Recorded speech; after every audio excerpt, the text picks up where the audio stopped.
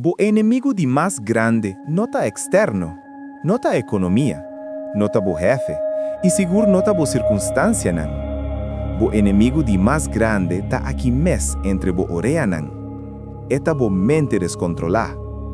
Bo mente ta maneira cavalo salvaje, poderoso, lleno de potencial, pero ta corre completamente salvaje e livre.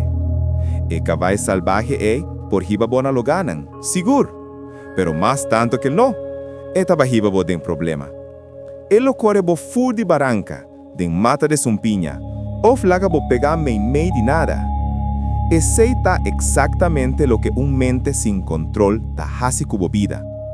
Ora bo queda sin control, bo mente ta vira terreno de crio pa miedo, duda e negatividad. Eta crea problema nan que no ta existimes. Eta engrandece asuntina en chiquito den obstáculo nan insuperable y ta convencido que no ta suficiente bon, suficiente inteligente o suficiente digno para lograr bo soñanan. Pero ten de verdad bono ta bo mente. Abota el pensador de pensamiento nan.